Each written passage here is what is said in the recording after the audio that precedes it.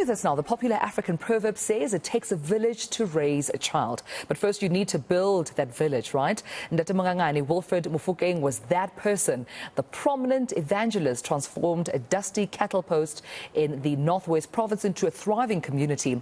And now his grandson, his proud grandson, if I have to say, has written a book about, and I quote, the man who shook mountains. Leslie, thank you for your time. Good morning. Good morning. Oh, happy to be here. Happy to have you in studio, and thank you so much for joining us. I mean, I have to say, this is such a beautiful book. And I mean, oftentimes when I introduce myself, so I have a thing for grandchildren and their grandparents. And I appreciate you documenting Ntate Mongangane Wilfred Mofokeng's journey. Tell us what was important for you to write The Man Who Shook Mountains. Well, first of all, thanks for the invitation. Happy to be here to talk about The Man Who Shook Mountains. But it really started as, it was my master's dissertation at Wits. So I was asked to obviously come up with a topic for my research. And I thought there is something about my grandfather that was so special. And I never really got to understood it, or to understand it. And I went back and I said, let me just dedicate my research to his memory and understand the work that he did. So then I went and met the community in the Northwest in a place called Gelexpan, which is in Ditsobotla, also known as Lichtenberg. And the youngest person that I interviewed was probably 16, the oldest was approaching 90. Because my grandfather retired in 1984, having built a hospital, having built several churches and several schools. So he was a community builder. He was more than just an evangelist. The original title of this book was Muruti wa Sekuta, because he used to drive around or get around the community on a motorbike or a scooter. And I thought it was important for us to remember our heroes. It is important for us to write our heroes, our ancestors into history. It's a part of our lives and our stories that we neglect so much, and we rely on oral traditions. And people pass on, and as they say, when an elder dies, it's like a library burning up or being destroyed.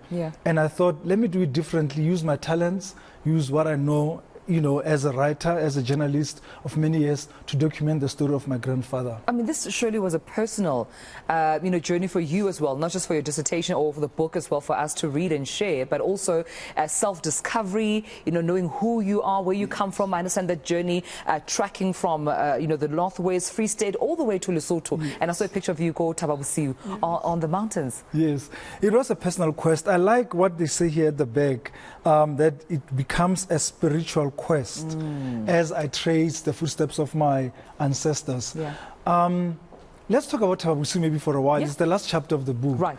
And I grew up in the Northwest, obviously, far away from Lesotho, but obviously identified as Mosotho. Our grandfather made sure that we knew who we were before the world told us who we were. So we spoke the language, we learned the totem, we understood our identity. So here I was, standing at the tomb of King Moshoeshoe.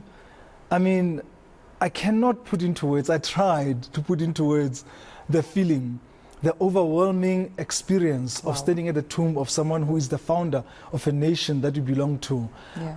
There are parts where I talk about, there's a well there called Sidibasama Mohato.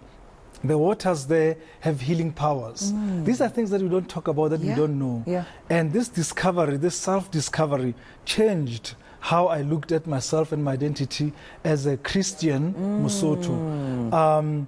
And it opened another world to me. I mean, for a week, I couldn't talk to people. For a week, I avoided crowds because there was something that was happening inside of me. This spiritual thing that was just developing in me after I experienced Tababusiu. And also, at the end of the day, this book is about someone who goes on a journey of self-discovery. Obviously, I tell the story of my grandfather, but I also bring it to myself as someone who identifies as Christian.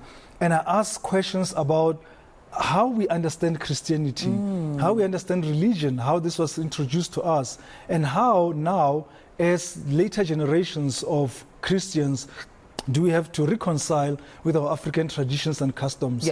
Today we talk about proudly African, we talk about taking hold of our stories, but it has to be in totality. It can't be just one thing. So at the end of the day, I wish people who read The Man Who Shook Mountains, we'll walk away with a bit of an understanding of one man's struggle to balance the two. Right. And try to walk away with lessons about life, but also be inspired by the journey of my grandfather. Yeah. I think today life is so different to what they had, the challenges they faced. We have so many more opportunities to create a better future for future generations, but what are we doing about it? What are we doing about it? He built a whole hospital. I mean, he built a whole hospital, so pictures of a community. He was speaking at an opening of a school. It's not just the evangelism that was important to him, but community building as well. I want to read a blurb here. You can find on the front page of the book, Bongani, or the cover of the book, Bongani Madondo saying, beyond the sweeping historical travelogue, a critique of the empire and black men's conflicted roles within it, it told of the, or rather in the Basotho's art of oral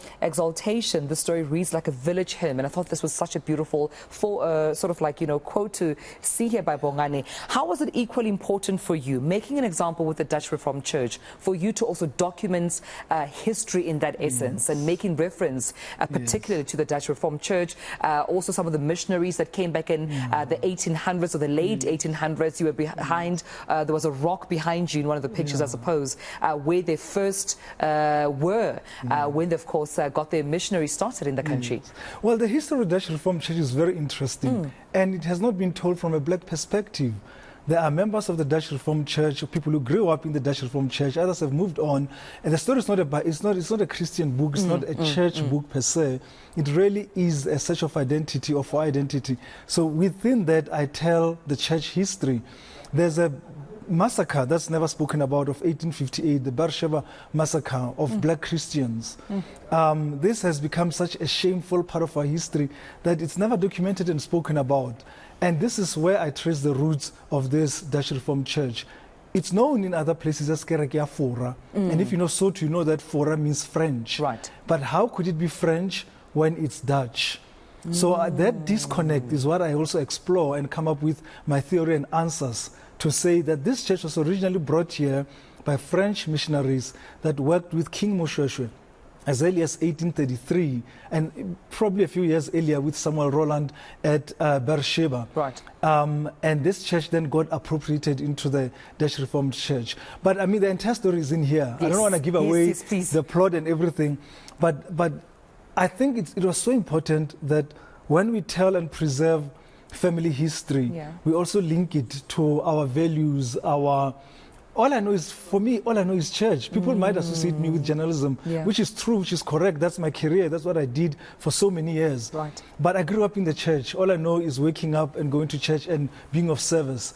And it was important for me to bring all that to the fore and share that with the world. And I hope it will resonate with people. It's not only for people who go to church. Right. It's people who are interested in African stories being written into history. Listen, I can dub you the man who's shaking our spirits now, because almost giving us a task to go back into our history and do more research and document it for future generations to come. Mofokeng, Totwane, the Edwards, you can name them. The onus is on us to trace it back. But thank you so much, Leslie, for joining us. Before I let you go, can we find this book? Is it already on sale?